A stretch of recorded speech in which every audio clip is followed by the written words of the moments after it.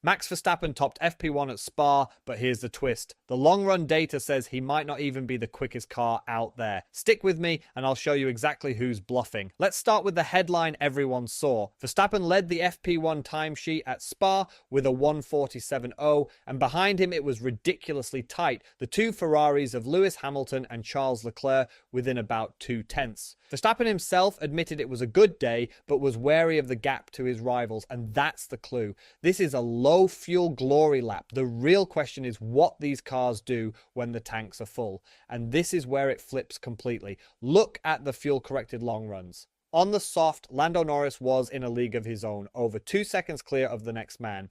On the medium, Oscar Piastri was quickest, with Leclerc just 27 thousandths behind him and genuinely in the fight. Verstappen, on the same medium, he was over a second off Piastri, so the man who topped the timesheet is only fourth quickest when it actually matters.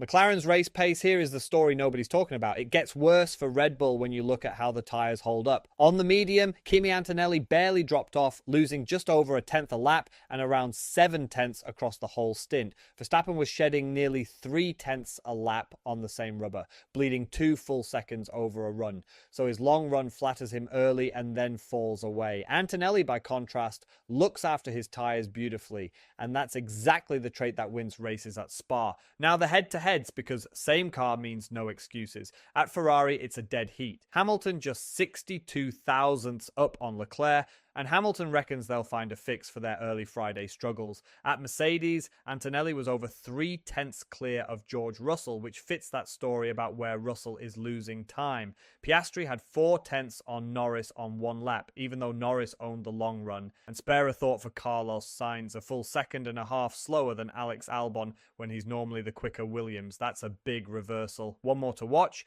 Jack Crawford was in for Fernando Alonso, and while we don't have a clean long run to judge him against Lance Stroll, Aston Martin are just gritting their teeth until that B-spec car lands in Hungary. Then there's the weather, which could rewrite all of this. Qualifying looks overcast at 22 degrees with only an 18% rain chance, and the race is cooler still at 18 degrees, clear, rain risk about a quarter. Track temps are mild, so nobody's cooking their rears into oblivion, but that cool race actually favors the tyre whisperers like Antonelli and hurts anyone who struggles to switch the tyres on. Low rain risk, so don't bank on chaos bailing anybody out. So here's the takeaway. Verstappen has the one-lap headline, but McLaren and Norris especially look like the class of the field on race pace, with Ferrari right there on the medium. And it all feeds a title race where Antonelli leads Russell and Hamilton, and Mercedes are running away with the constructors. The standout of the day, Norris, 7th on the timesheet, but comfortably the quickest man on a long run. Ignore the glory laps, watch the long runs, and that's your race weekend in a nutshell. If that helped you read between the lines, hit subscribe. Fresh analysis after every session.